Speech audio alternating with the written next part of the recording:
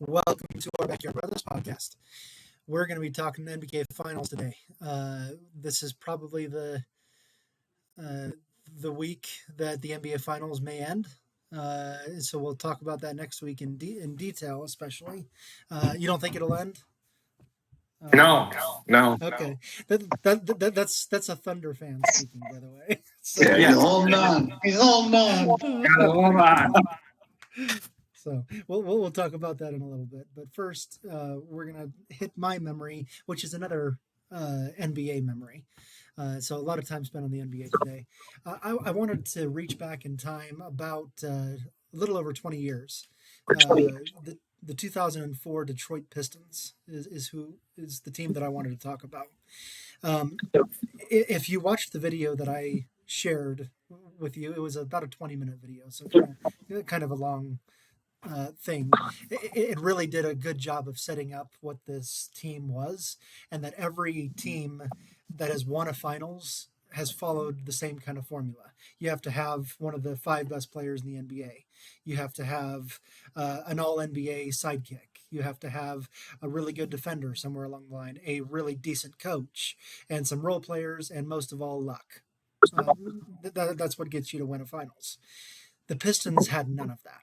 This 2004 Pistons, except maybe the head coach, Larry Brown, who really good coach, but all five of these guys were just undervalued, underappreciated, and coming together on a team that delivered a championship when no one should have. Chauncey Billups was on his sixth NBA team at this point in his career. He had been passed around from the Celtics to the Nuggets to the Timberwolves. There's another team in there somewhere before arriving at the Pistons. And so he was just written off as a draft bust. And Richard Hamilton was a throw-in for a trade from the Wizards because Michael Jordan had joined the Wizards and they had to do some reshuffling. And Richard Hamilton was one of those cut guys that joined the Pistons because of that. Ben Wallace was undrafted completely and had to make his way through junior college and Division II to finally make his way up into the NBA.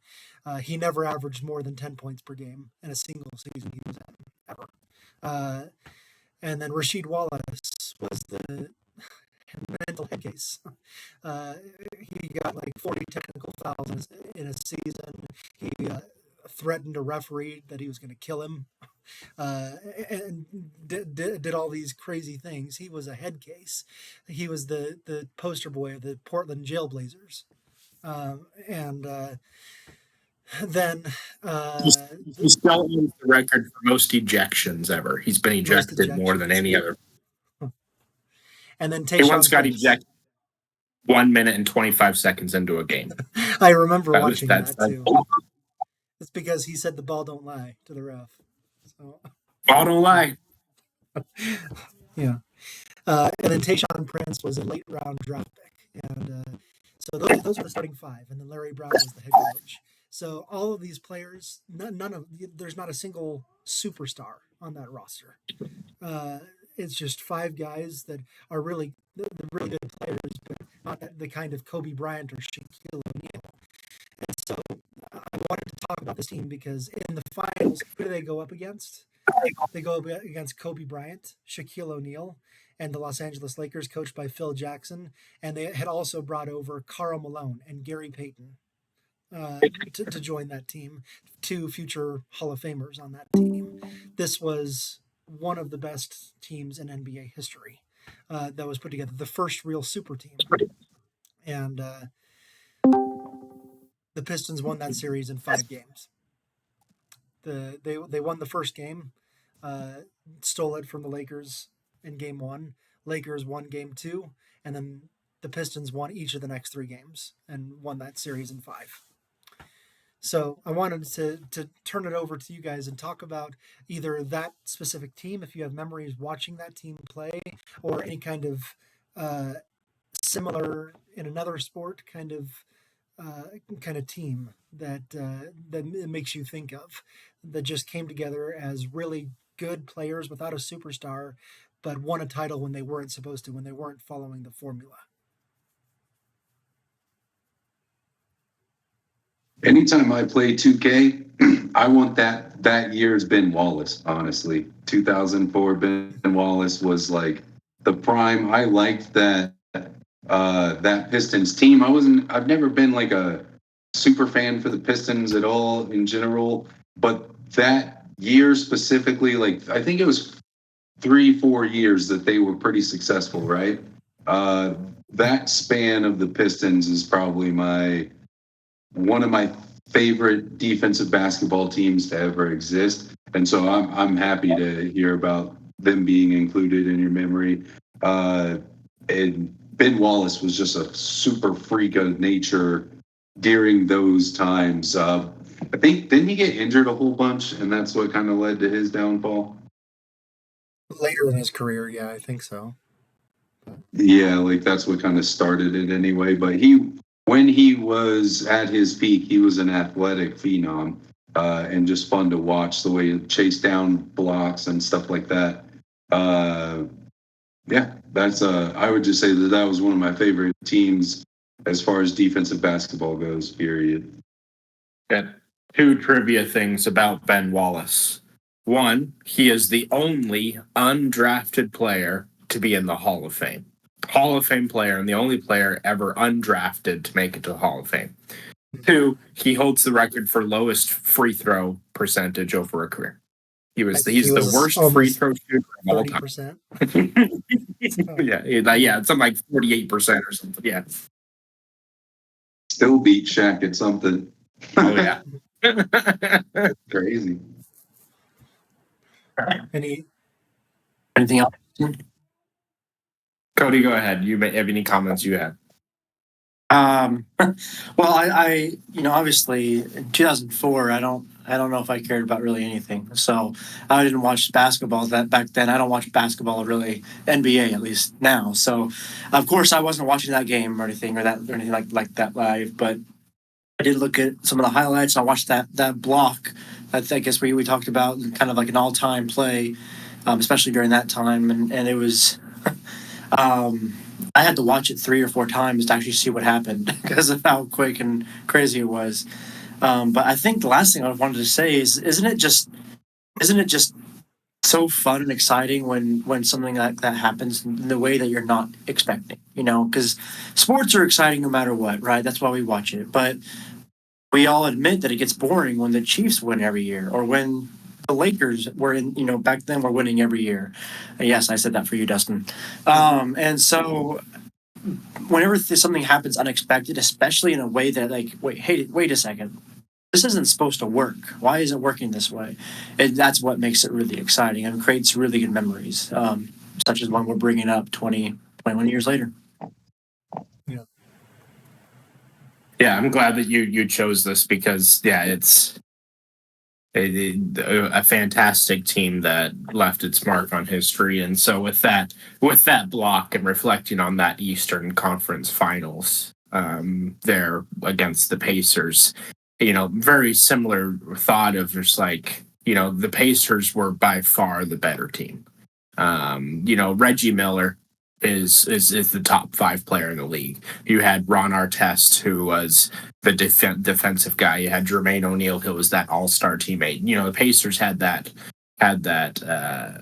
recipe as well. Yeah, that formula as well. And then that amazing block that saved that game and ended up resulting in the Pistons going to the finals instead of the Pacers. And I remember watching that live in our basement in Indiana. I remember watching that play. That's one of those sports moments where I knew exactly where I was when I saw that play happen live. I remember being there in our basement watching Tayshaun Prince get that block, and all of us be like, no way he actually caught up to him. No way he actually got that. And then, I think the whole sports world, and myself included, was just like, oh, well, good job for the Pistons. Now they're going to get swept by the Lakers, who had the dream team they had 4 Hall of Famers on their team. And then 2, and then 2 other, kind of fringe all-stars and a couple of other well-known players, on the team. And so we all kind of said, "Oh, good for the Pistons, fun. Maybe somebody will remember them, when they get swept by the Lakers." But no, I ended up going 4-1 and being this team that's always remembered for the improbable winning streak and everything that they did, and just what Detroit has been able to remember and talk about that, for the last 21 years. It's like, yeah, you remember that 04 team? Yeah.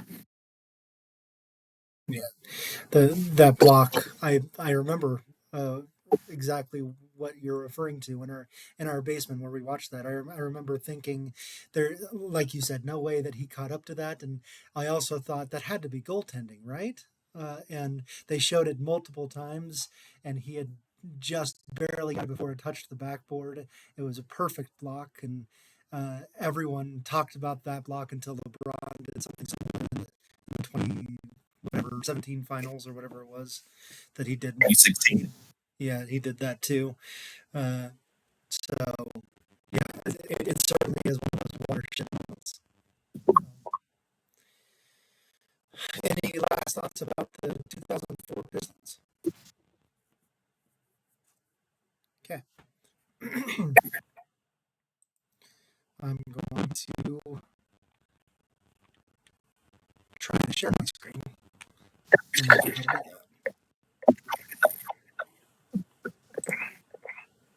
Share entire screen. This one. Okay. Are you all seeing this? NBA playoffs, the Pacers, and the Thunder.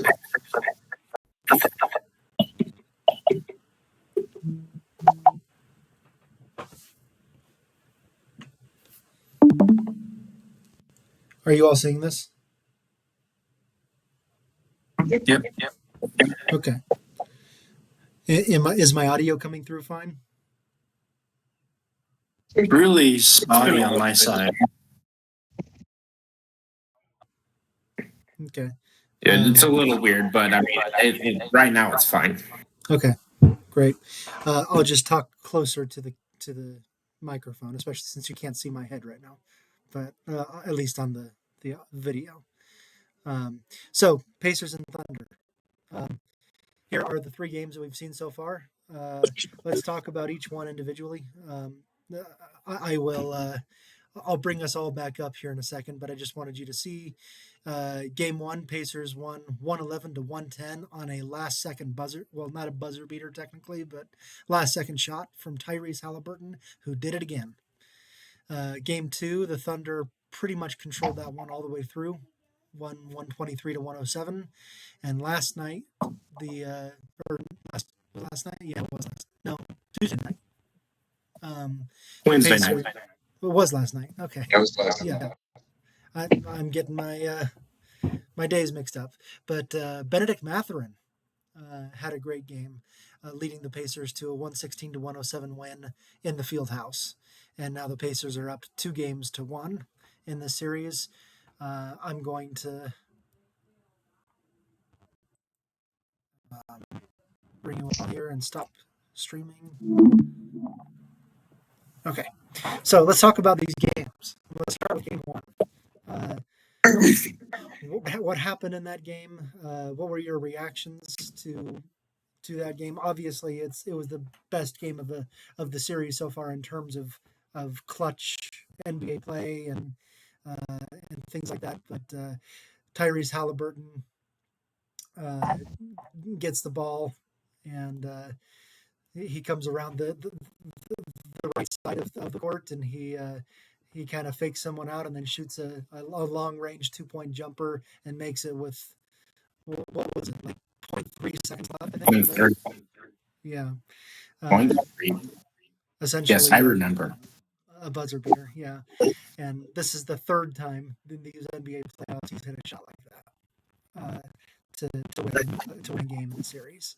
So, Dustin, I'm certainly wanting to hear from you first. What was your action? And you told me because we talked pretty close after that. But what was your reaction for everyone seeing the Tyrese Halliburton?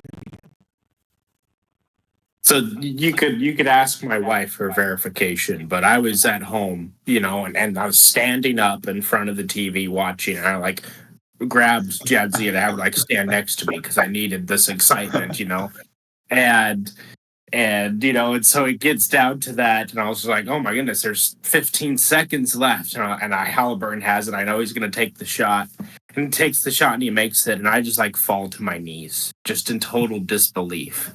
I just can't believe that he did it again. And I just sat there on my knees for, probably 3 or 4 minutes, just like in disbelief. Like, I can't believe he did it again. And I think more of it, I would say 30% disbelief that the Pacers did this incredible comeback, and then 70% just kind of just disgusted the Thunder for allowing it to happen, and because I watching the highlights of the game and watching that game live, I was yelling like, stop shooting threes. Stop shooting threes. When you're up with just a few minutes left, you don't need a home run. You just need a little bit of point. You just need 1-2 points. Then if you get in a simple basket, just eliminates their chances so quickly by just increasing the lead by 2 points and just eliminates their chances to come back. But they're trying to shoot threes. They're trying to draw fouls. And all these things are just find a simple shot and put it in the basket. And they really struggled. The Thunder did to do that. And I think that it really came down to Mark Daigneault there in game 1. And then I'll also talk about game 3, Mark Daigneault again failing the team as a coach. Really struggling to understand how to play in close games. And so that was my frustration there. In game 1, but Halliburton, he did it again. All credit to the Pacers. But Thunder had a 15-point lead with 3 minutes left and squandered away because they're trying to be fancy and make threes. You just need a bucket, man. Yeah. I have 2 more quick thoughts about that, but I want to give Yancey and Cody any time to talk about this game 1 as well. So one thing I've noticed is Tyrese Halliburton's ability to know where he's at on the court and make that one quick step back to hit that three is crazy. I've already seen him do that a few times just in these playoffs, not just against the Thunder, but against other teams also. And so that's something that I was interested in kind of keeping my eye on. Just the way that he'll make it look like he's driving and then stop and cut back so quickly. You don't see a ton of guys really do that. I know Steph Curry does it kind of frequently where he'll just kind of step back and shoot from anywhere. But that was intriguing to me. And then what's his name? Mathurin or Arithmokis or whatever you want to call him. I think that his performance in the third game was just outstanding. To come off the bench and give your team 40 plus points is insane. So shout out to him. He's really keeping the Pacers in this, I think, with his last performance. That'll give all the stars a whole lot of energy, I think, to perform better and to up their game as well, because you don't want some guy coming off the bench to outperform you. It's just helpful to the team. I think this is going exactly how I thought it would. Also, what was the exact number, Dustin, of the Pacers would be the first team in history to be down X amount of points throughout how many games to come back and win the finals? I think this was the fourth time that they've come back from double digits in the fourth quarter to win a game. And no one's done that before, right? So I wanted to make sure that we pointed that would be kind of historic if they were able to pull that off. And then I think that's all I would have. I'd pass it on to Cody. Yeah. Well, rather than actual analysis of it, I would have more questions towards the Thunder fan as well as questions towards everyone else. So if you want to go back to your thoughts before I get to that, we can do that. Okay.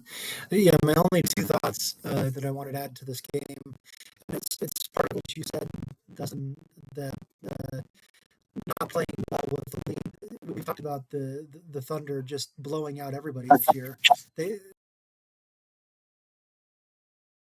That's point differential of any team in the NBA history, and they don't, and so they don't play well in close games.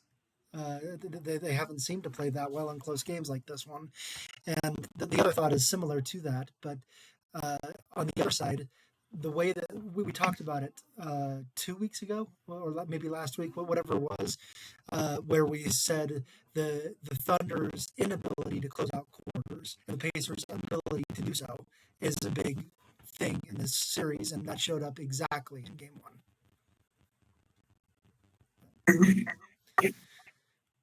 Yeah. Yeah. Okay. Coach, go Game ahead. Game 2. So, Go ahead, Cody.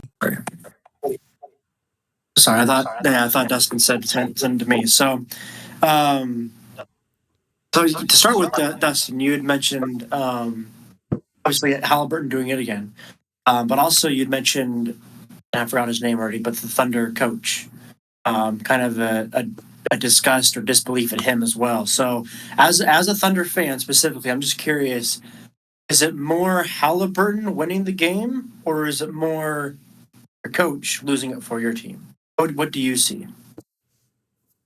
I don't think there's a more of anything. I think that there's a balance there. Halliburton and the Pacers as a whole. The Pacers as a whole, in Game 1 specifically, had a fantastic comeback. They brought energy in the fourth quarter. They forced turnovers, and then they also just made crazy shots, shots that were contested well by the Thunder. But as I mentioned, what the Thunder were doing was they're like, oh man, we're only up by 4. I know. Let's get a 3. Let's shoot a 3-pointer. That way we're up by 7, and we bury them with this dagger 3. But you're up by 4 with 50 seconds left in the game. You just getting a simple, easy shot is the dagger. You don't need a big thing when you're leading with so little time left. Any amount of points is a dagger.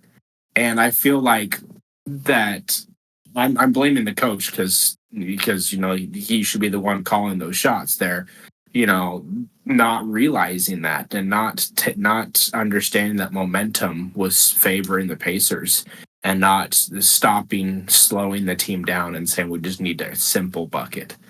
And I think I criticized him a little bit last year too, because it was pretty similar to what they're doing again now, is that it's when the game's on the line, they turn into 1-on-5. It's Shea, everybody's just going to stand around and watch you try to get a bucket, and we'll just watch, and then they did that last year as well.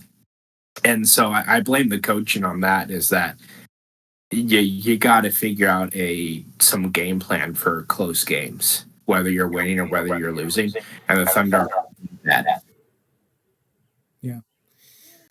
And then my last question for analysis is towards something you'd mentioned earlier, Scott, about the formula. There's a formula every team has. The Pistons didn't have that at all. My question is, do both of these teams have that formula? We know that Halliburton's a top 5 player. That at least is what it sounds like to me, for the Pistons. Do both of these teams have that formula, or does one of them not? And if so, how is that playing out? I'm just kind of curious. Yeah, I think they both have that formula. Shea is the MVP. So, I mean, the number 1 player in the league. A couple of the other great players. Mark Daigneault. Dustin's criticized him a lot, but he's a good coach. And great defense and everything else there. I think they're a great team. They have the formula. They have the pieces. The Pacers have a couple of great players: Tyrese Halliburton, Pascal Siakam, just great players there, and great head coach in Rick Carlisle. Yeah, I'd agree. They both have the formula. The Thunder have definitely more of the all-star side of it. But the Pacers have more of that dog, I think. I mean, Tyrese Halliburton was voted by NBA players to be the most overrated player in the league. And then he comes in and he is the star of the playoffs. I don't think anybody can disagree that Tyrese Halliburton is the best player in the playoffs. That he has absolutely taken that most overrated player, and every single player in the NBA that voted that way has to eat that. Yeah. Okay, let's talk about game 2. A little easier for Dustin to talk about, I think. The Thunder dominated that game all the way through. There was a little bit of Pacers trying to make a furious comeback in the fourth quarter, but just they were too far behind, and the Thunder were able to close out. Shea just dominated that game, 34 something points, and he didn't shoot extremely well, but 34 points was obviously the game high. So, what about that game? So, what the Thunder do really well is that they're able to keep pace in scoring with any team that they play. And so they could so that's a good thing. The other thing that they do extremely well is they'll go on a run, a defensive fueled run, where they're getting steals, getting fast breaks, and all of a sudden they score 14 points. That's how they win all these games. Is they go on these huge plus minus runs, huge plus runs, where they score a huge amount of points, and then they're able to just keep pace the rest of the game. And so you have the game where it's tied in the second quarter, and then all of a sudden, boom, they score 15 points in 2 minutes, and then they keep that 15-point lead for the rest of the game and win the game. And in game 2, and that's how they've won 68 times throughout. Shea's box score, his chart for that game: 34 points, 5 rebounds, 8 assists, 4 steals. He dominated in that game. Again, he shot 11 of 12 from the free throw line. He got there a lot. He always does. 11 of 21 overall. But pretty good. Anything from game 2 from anyone else? I think game 2 is how I was worried the Thunder would play against the Pacers. And game 1 and game 3 kind of was more comfortable for me to watch anyway, hoping that the Pacers would win. And I think if the Thunder can find again what they found in game 2, kind of that pedal to the metal play style, they'll find more success. I think that Indiana is going to be able to take that away from them, though, because they kind of regathered the momentum from the Thunder. So I think that's going to be tough for the Thunder to do again, especially after allowing a second string player to put up so many buckets on them. It's going to be hard to maintain the same level of confidence after something like that happened to them. And in the same vein as Dustin, I think that they can't keep putting it all on SGA. That's going to prove to be ineffective. They need to play more like a team if they're going to shut Indiana down and keep them from taking the championship from them. Honestly, yeah.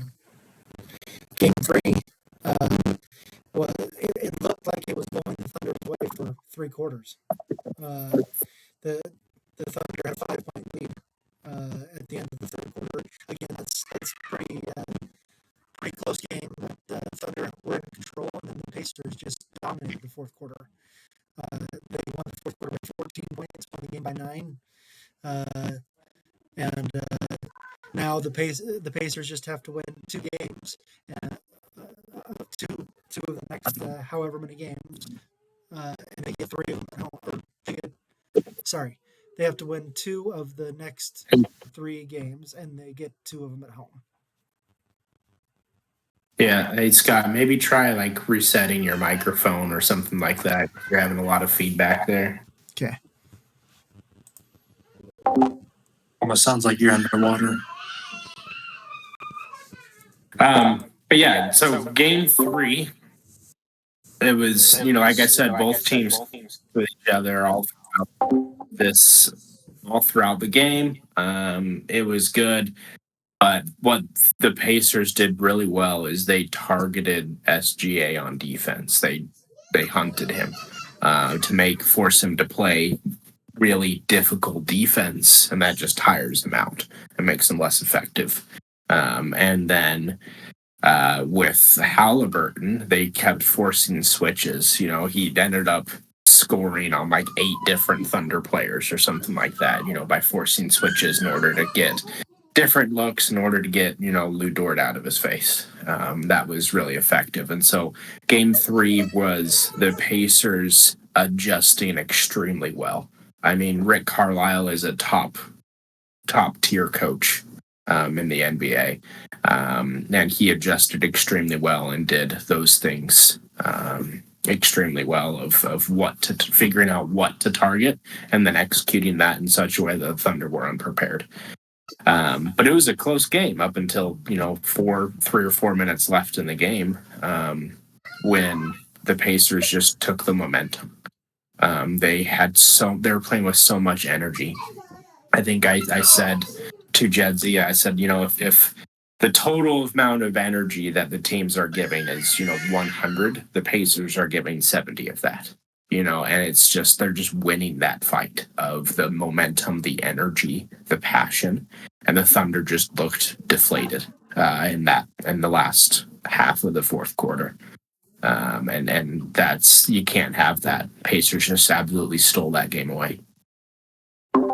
Yeah. And history is not on the Thunder side here.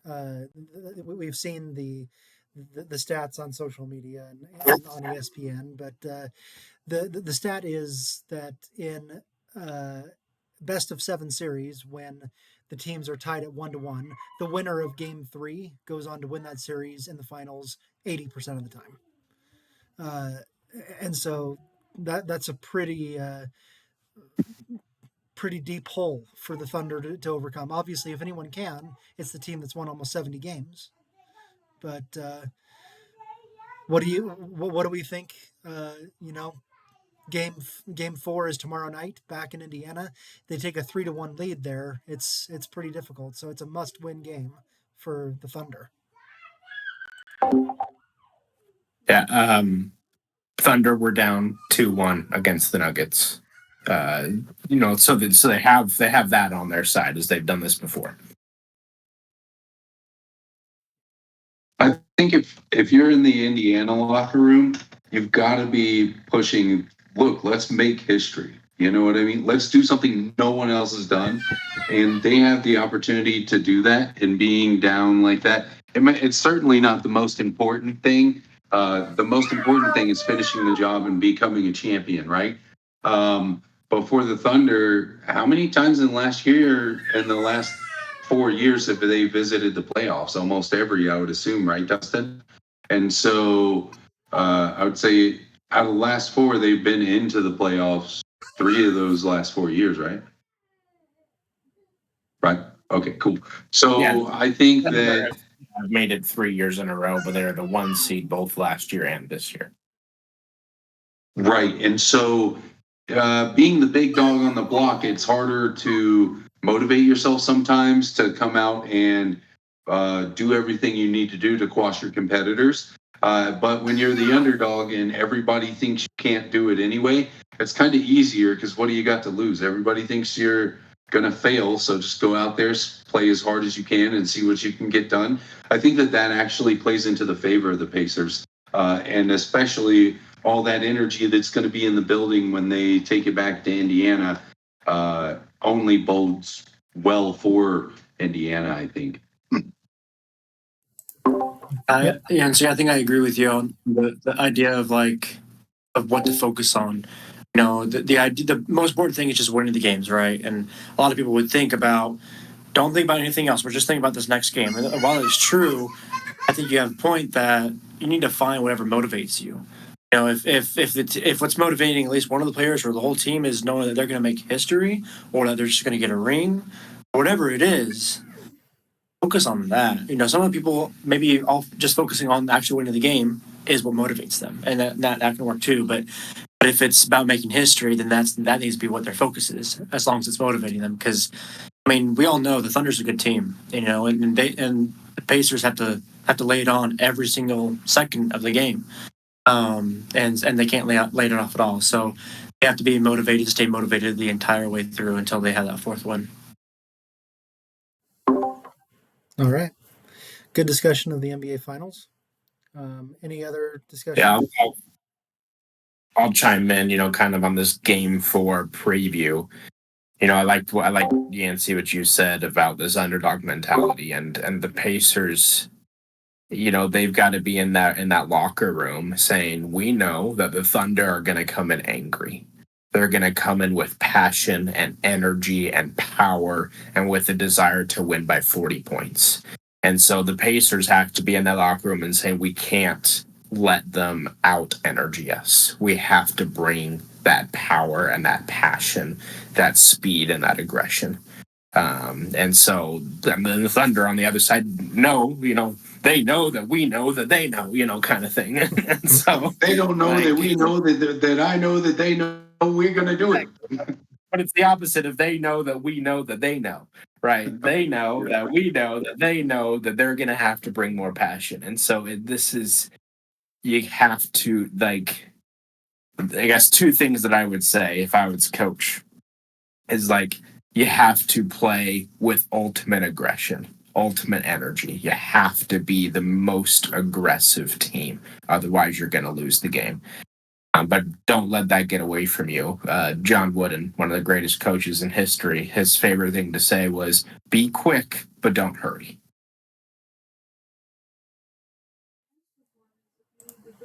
All right. Great. Okay, I'm going to share the screen one more time here and show the NHL bracket.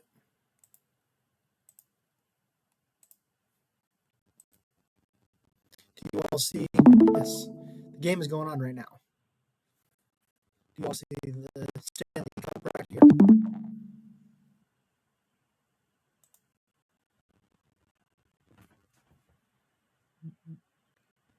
Waiting for an answer. Yep. Okay. I gave you a thumbs up. Sorry. Sorry, I can't see you. Okay, so the game's going on right now. It's in the second period. Florida leads the series 2-1, and they're up 3-1 in this game. So they're threatening very much to take a 3-1 series lead. Remember, Edmonton won the first game, and Florida's won the last two, and looks like they're on track to win Game 3. This would be a repeat championship for the Florida Panthers if they can do that. Any thoughts about that?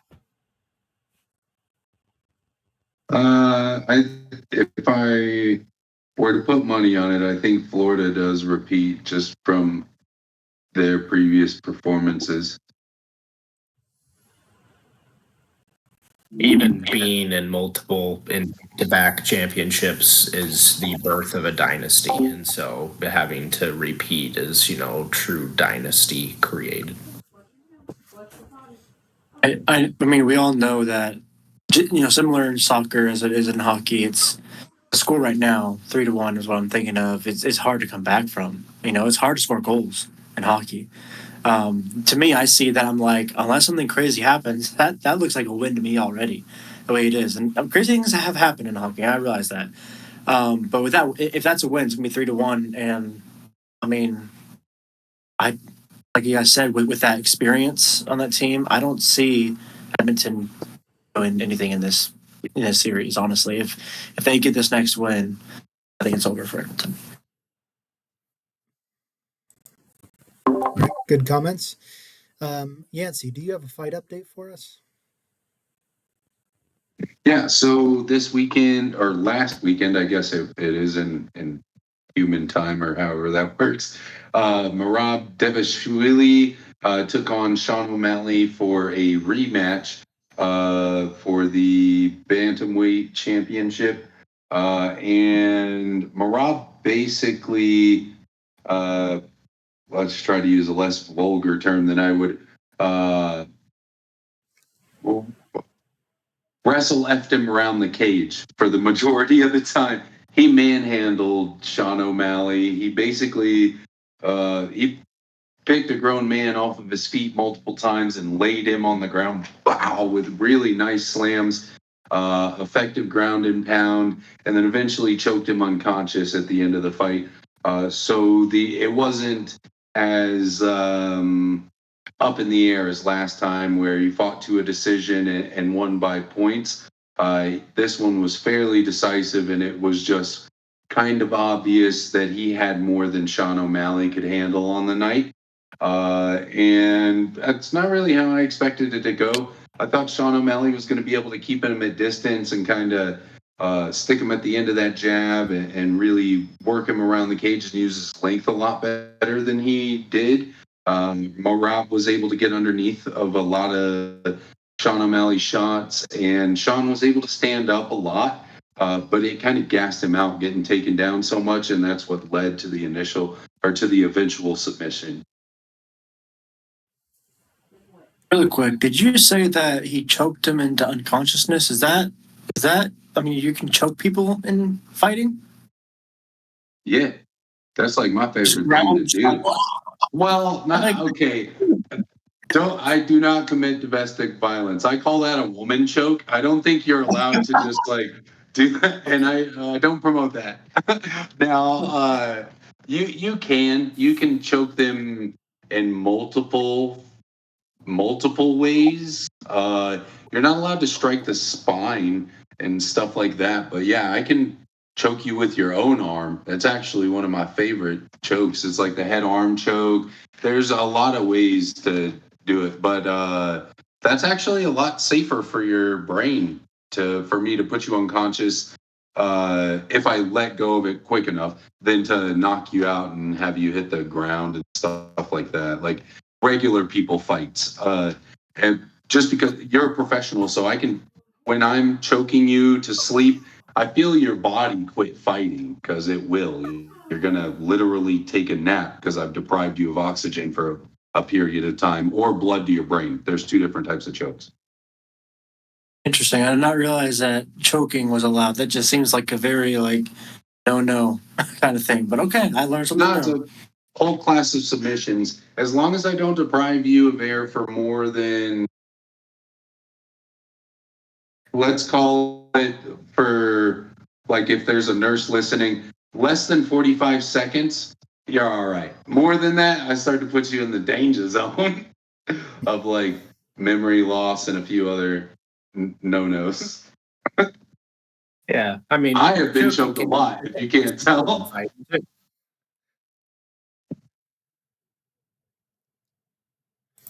What did you say, Dustin? I couldn't hear you. So I said choking can be cool in places other than fighting too, right? Chill, bro. My wife wants this. She's gonna hop in the Discord real fast. Calm down, bro. Just kidding. Just kidding. Oh boy. That was good, bro. That was fire. No. So I mean, Yancey, a lot of your thing, like in order to put somebody to sleep, like places on the head and the face that you got to hit them really hard that can cause concussions versus just being able to deprive this small part of their body, pinch that for 5 seconds. It's actually, like you said, it's actually quite safer, right? Yeah. So from let's call it from the victim standpoint, you would choose that every time, bro, because you're gonna wake up like, what happened? You're not even gonna know that I've done this to a few people. I'm not bragging or saying like choke strangers, but to teach them and to show them how this goes. Most people kind of say it's like a insta nap, and you wake up kind of refreshed, like what was that? What just happened to me? When you get knocked out, it's different because you're gonna have pain from being concussed, hitting the ground, hit hard enough to cause a concussion event, which is substantial, and so there's going to be more pain involved with that.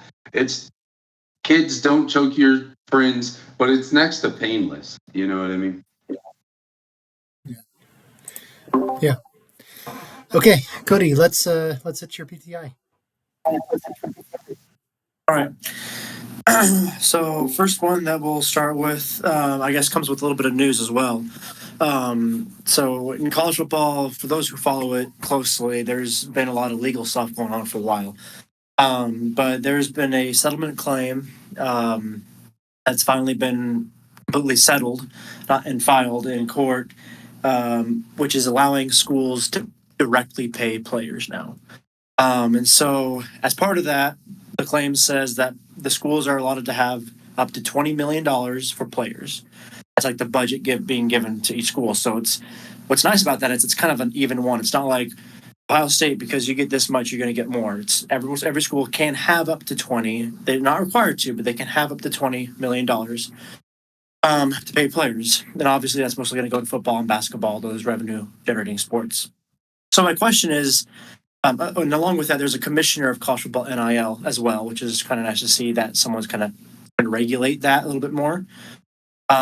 So does this pave way for player contracts? Does it pave way to get those things going? Does it ensure that the playing field may be at least on the path of being a little bit more somewhat leveled in some ways? And lastly, I guess, does all of that together lead to other avenues that could potentially save college football? Let's start with everyone else, and then I'll add my thoughts. So I'll answer then. Go ahead.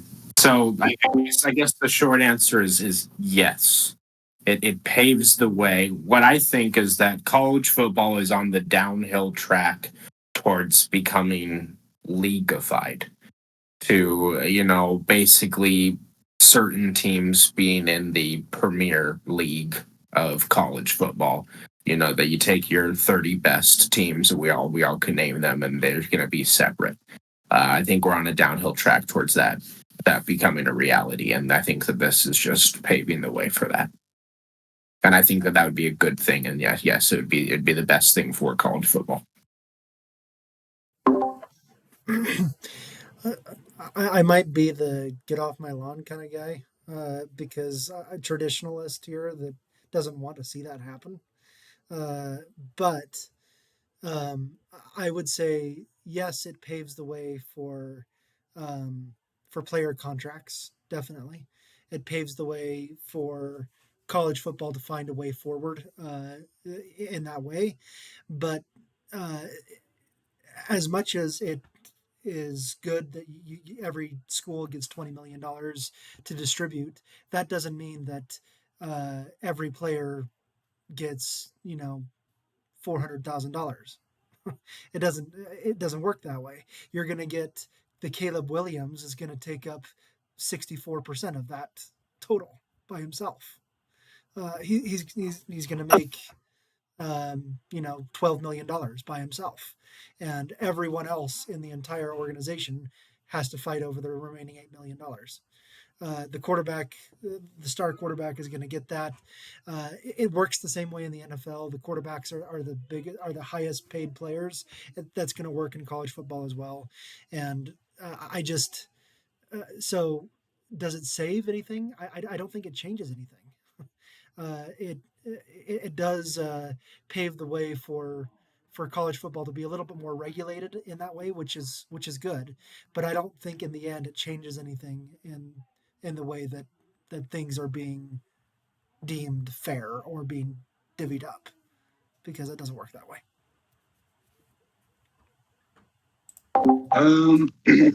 So I think I agree a little bit with everybody. I'm yes and no on this one. I think,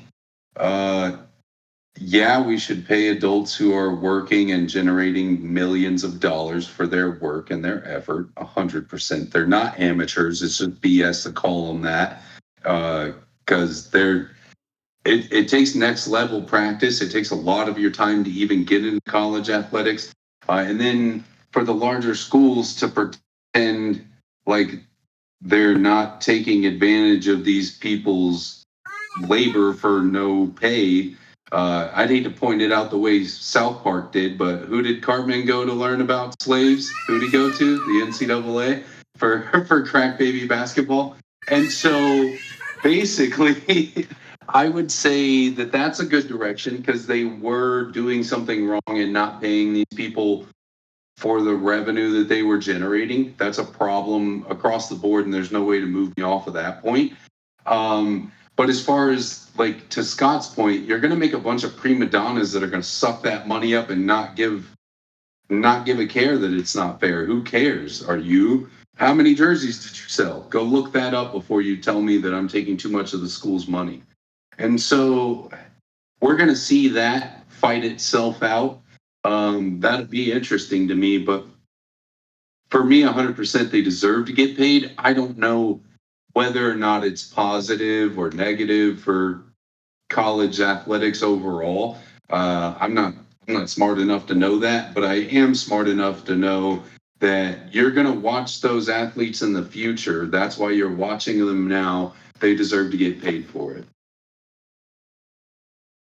I think, yeah, I like all of your thoughts. And I think, as I think about it now, my question of does it save college football is very subjective, right? Because saving it, everyone has a different opinion of what college football should look like, and that's saving it there. So that's, a poor question as I think about it now. But no, I definitely agree with this idea of paying players because of how hard they're working for it, they're putting their body on the line.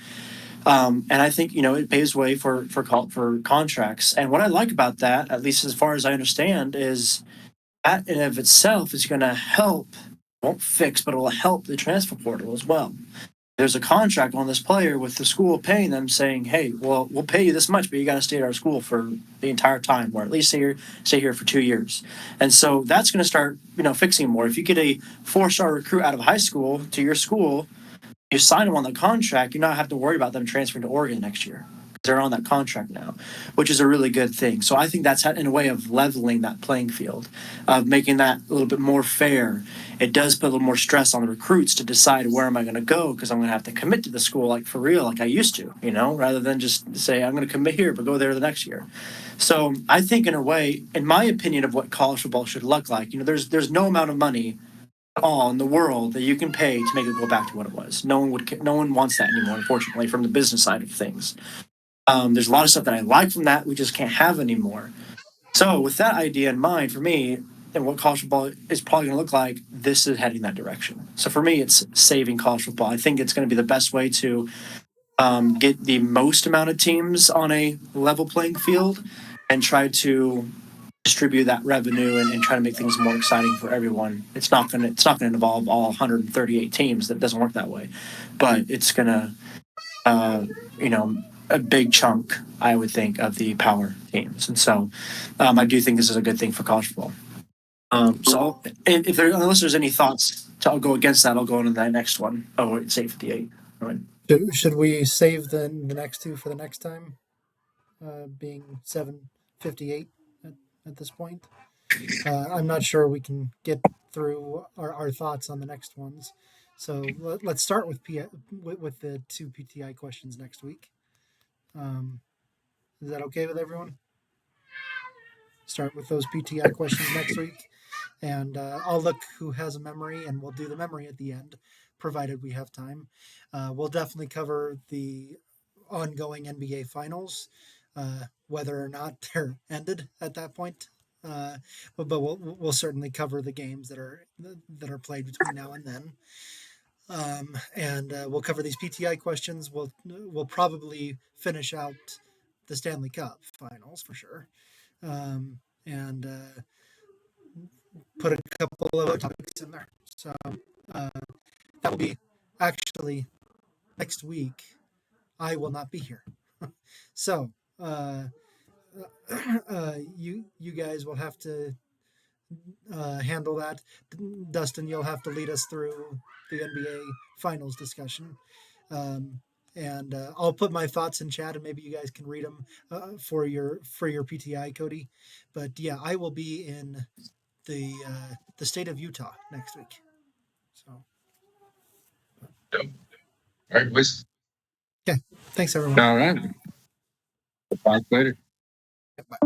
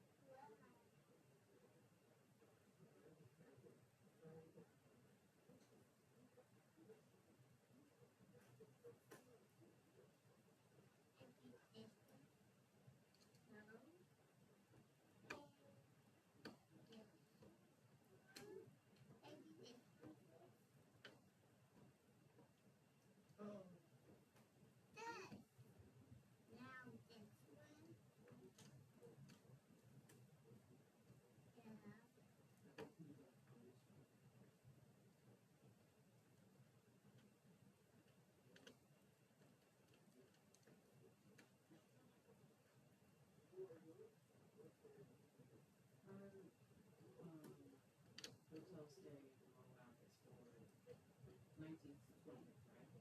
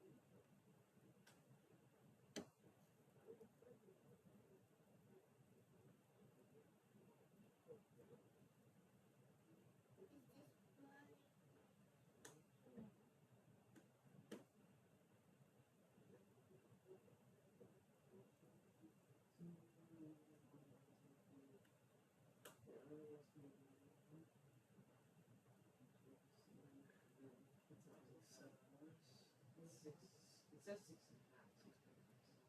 Which is no time to get there.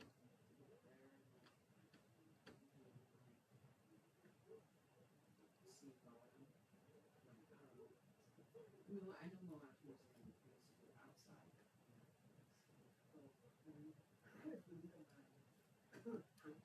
No, we probably have two, maybe three test clubs. One for the others for clubs.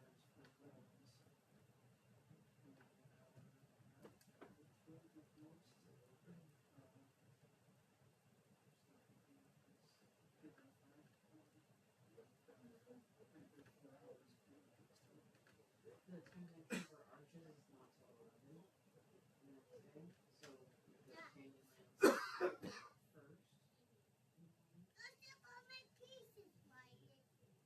And oh, what else? Oh, Jesus.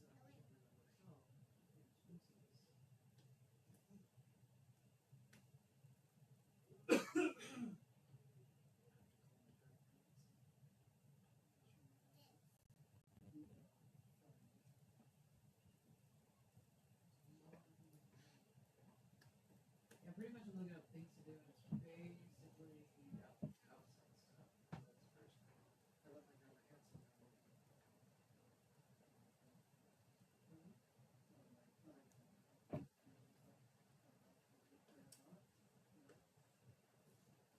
Grandma, why are you saying your grandma? No, I said I also know. Oh. Because maple.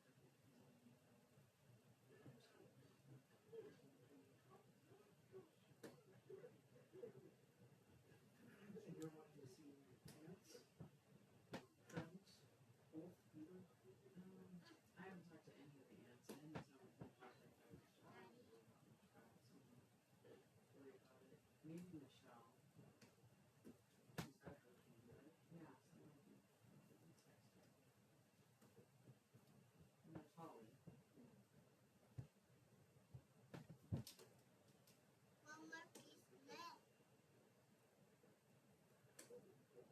I did it! You did it by yourself.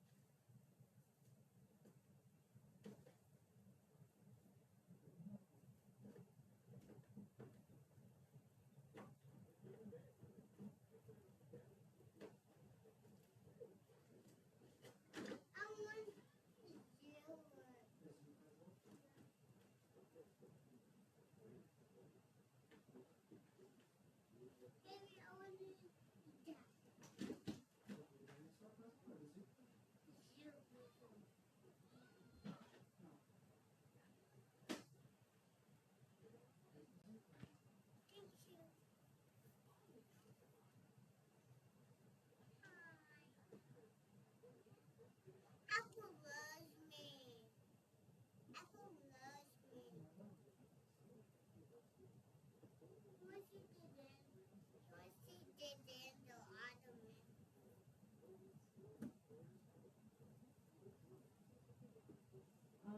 fishing guide. With the price the way it is, I'm kind of like hesitant to do it. Fishing guide. I don't know how tight money should be. Good job with money, honey. Kind of thinking of maybe not doing it. So, yeah.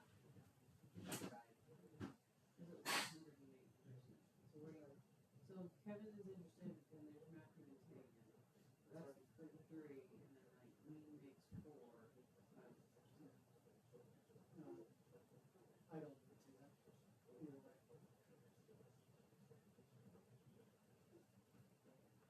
The concept sounds fun. You just can't. You have to do attention, don't you? Retention.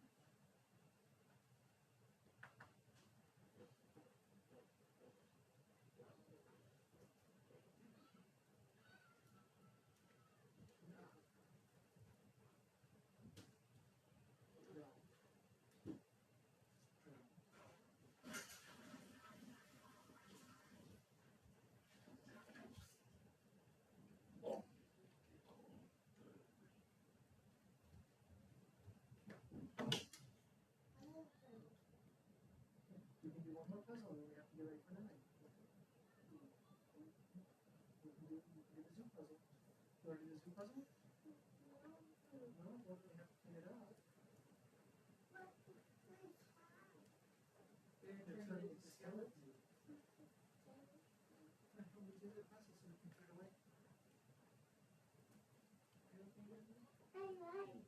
How tough you want? It doesn't matter if you don't want to or not. I've got them now.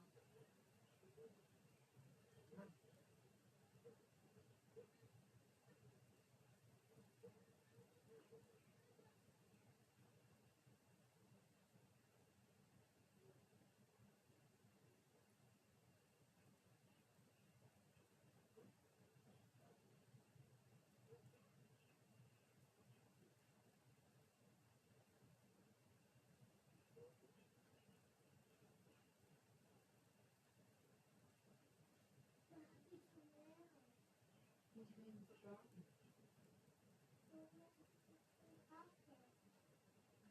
The last person who remembers him is Coco, his daughter.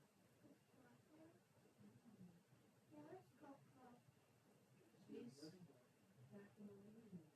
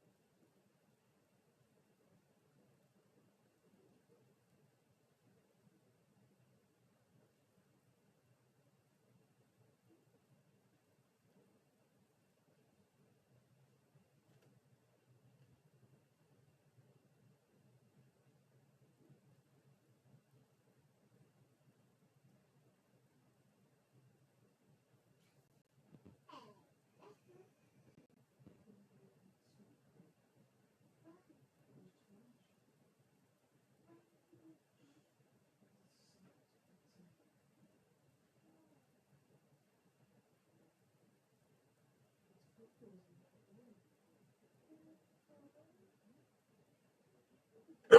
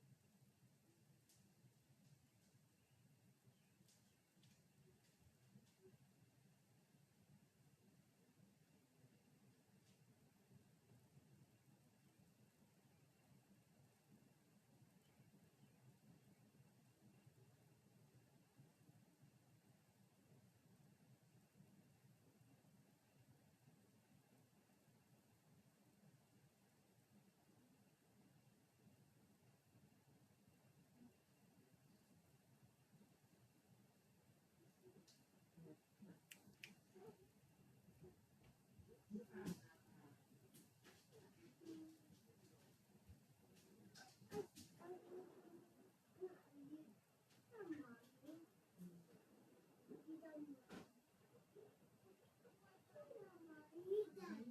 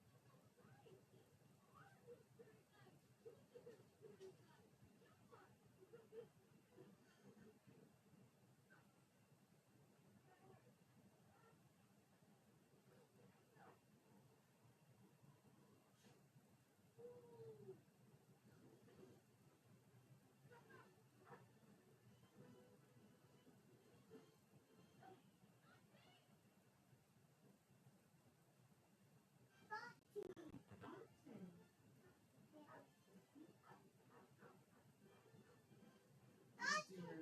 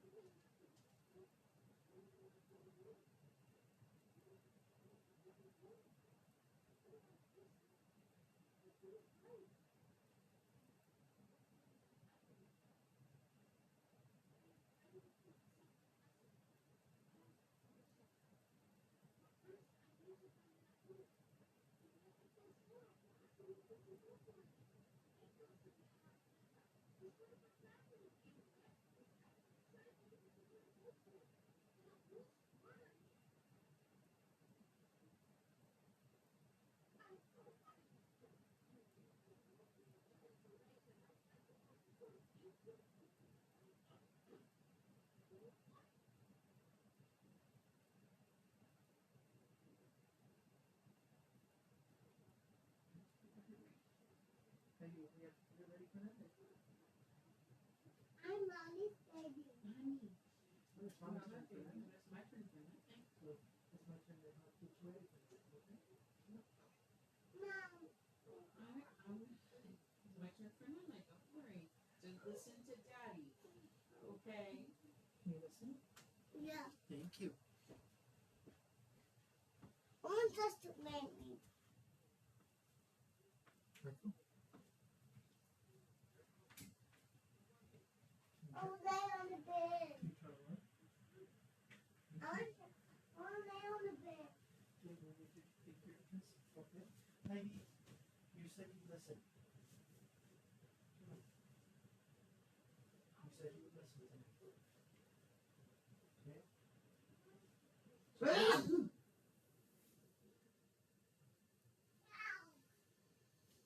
want away. Ivy, you said you'd listen. I don't know.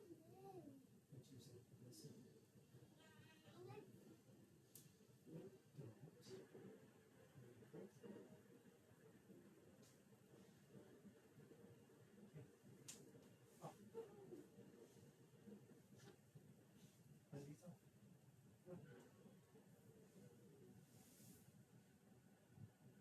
Listen.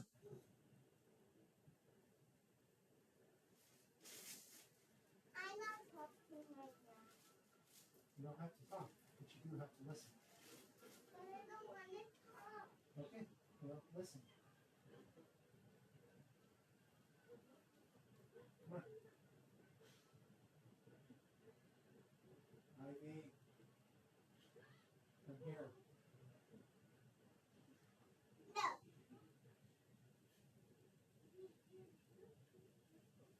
Can I play ghost? You're not listening, man. No, you're not listening. I am listening. Can I play ghost? It's not too late. Okay, you don't want to get too loud about it. Why? It's almost like an end. You have to play calm games. Maybe call ghost? Maybe calm games. If we play calm games. Okay. And come us the boys? No, just calm games. Okay, doctor, this is too much. And if you put your pajamas on right now and you're going to go brush your teeth, then you can play calm ghosts. Yay! Come here. Okay.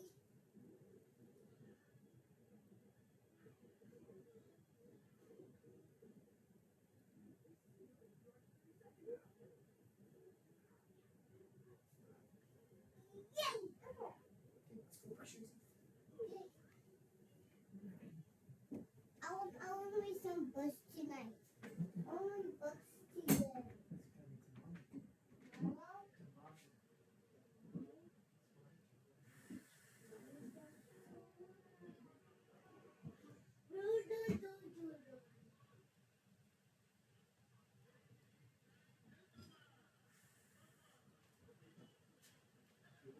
I'll be right back. I'm going to brush my teeth too.